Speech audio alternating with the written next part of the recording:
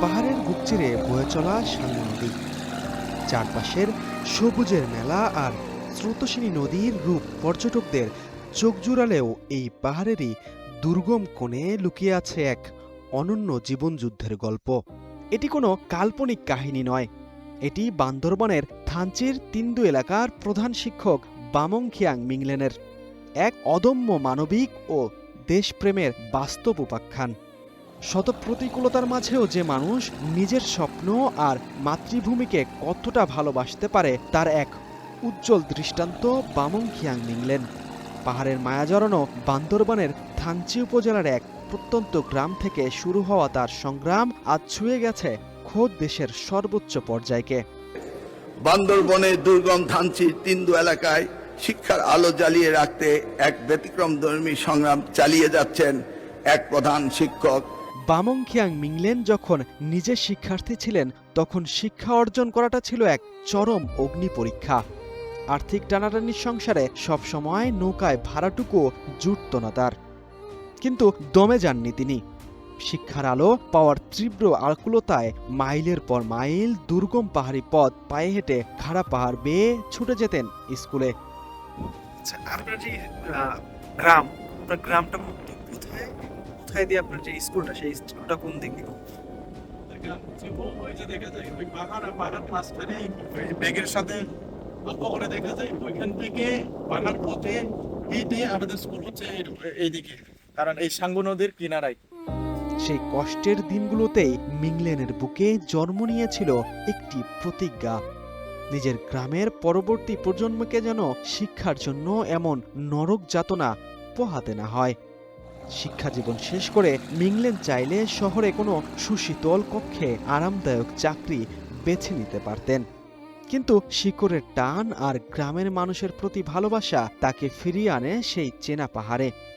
নিজের একক উদ্যোগে কঠোর পরিশ্রমে তিনি প্রতিষ্ঠা করেন একটি স্কুল। শুরু থেকেই আর্থিক অনটন আর নানা সামাজিক বাধা গ্রাস করতে চেয়েছিল তার এই স্বপ্নকে, কিন্তু মিংলেন ছিলেন অবিচল।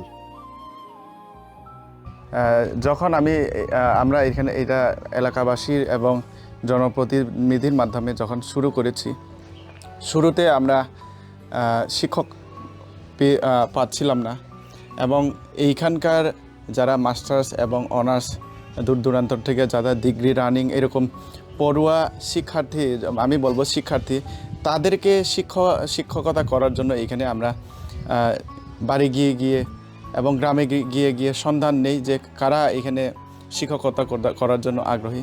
অনেকে বলে যে আমার তো পরিবার আছে, আমি রেগুলার বেতন না পাইলে আমি এখানে টিকতে পারবো না, আমার পরিবার চলবে কীভাবে। এইগুলো যখন প্রশ্ন ছুড়ে দেয় আমার দিকে, তখন আমি বিব্রত হয়ে আমি কোনো উত্তরই দিতে পারি নাই, যেহেতু আমি নিজেই রেগুলার বেতন পাই নাই। এবং রেমেক্রিতে 5 বছর ধরে আমি সহকারী শিক্ষক হিসাবে ছিলাম, ওইখানেও আমি দেখেছি যে আমাদের রেগুলার বেতন হয় না। 5 মাস হলে ন্যূনতম 8,000 বা 10,000 টাকা, 5 মাস হলে বছর শেষ হয়ে যায়। সেই ক্ষেত্রে সেই অভিজ্ঞতা থেকে আমি কাউকেও বলতে পারি না যে রেগুলার বেতন হবে, আপনি আসেন, আমি কাউকে শিওরভাবে বলতে পারি নাই। তাই আমরা পর্যাপ্ত পরিমাণে সাড়া পাচ্ছিলাম না। কিন্তু যারা আসে তারা হচ্ছে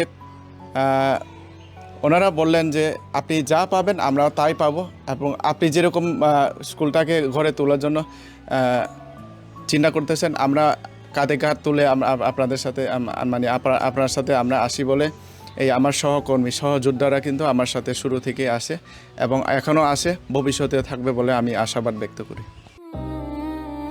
একটি স্কুল চালানো মুখের কথা নয়, বিশেষ করে দুর্গম পাহাড়ে শিক্ষকদের বেতন সংকট যখন চরম আকার ধারণ করল, তখন মিংলেন বেছে নিলেন এক অভাবনীয় পথ। নিজের অহংকারকে বিসর্জন দিয়ে শুধু স্কুলের চাকা সচল রাখতে ছুটির দিনগুলোতে তিনি নেমে পড়লেন জীবনযুদ্ধে।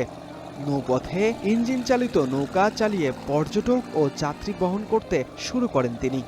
সপ্তাহের কর্মদিবসে যিনি মানুষ গড়ার কারিগর, ছুটির দিনে তিনি আবার পরিবারের ও স্কুলের হাল ধরা এক কঠোর পরিশ্রমী মাঝি।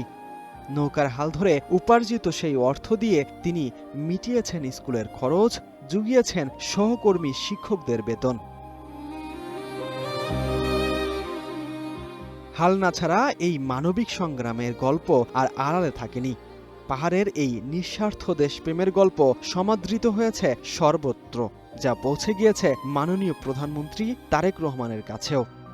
সম্প্রতি জাতীয় সংসদে শিক্ষামন্ত্রী এক ঐতিহাসিক ঘোষণা দিয়ে বলেন, ইতিমধ্যেই মাননীয় প্রধানমন্ত্রী একটি নির্দেশ পাঠিয়েছেন যে সেই স্কুলটিকে, ধানচির তিন্দু এলাকার সেই স্কুলটিকে যেন জাতীয়করণ করা হয়। আজকে মহান সংসদে তিনি এই স্লিপটি আমার কাছে পাঠিয়েছেন। মাননীয় প্রধানমন্ত্রী একটি নির্দেশ পাঠিয়েছেন, থানচির তিন্দু এলাকার সেই স্কুলটিকে যেন অতি দ্রুত জাতীয়করণ করা হয়। এই একটি ঘোষণাই যেন সার্থক হল বামং খিয়াং মিংলেনের বছরের পর বছর ধরে নীরব কান্না, ঘাম আর ত্যাগ। তিন্দুর সেই স্কুলটি এখন শুধু একটি শিক্ষা প্রতিষ্ঠান নয়, এটি পাহাড়ের বুকে এক দেশপ্রেমের স্মারক। বামং খিয়াং মিংলেন বাংলাদেশের এক নীরব গর্ব। তিনি আমাদের সমাজকে আবারও মনে করিয়ে দিলেন, পদের চেয়ে দায়িত্ব বড়, আর ইচ্ছাশক্তি ও মাতৃভূমির প্রতি অকৃত্রিম প্রেম থাকলে যে কোনো দুর্গম পাহাড়কেও জয় করা সম্ভব। পাহাড়ের বুক চিরে চলা সাঙ্গু নদীর মতোই বয়ে চলুক মিংলেনের এই অনুপ্রেরণার গল্প, প্রজন্ম থেকে প্রজন্মে। বুলবুল হুসাইন, গ্লোবাল নিউজ।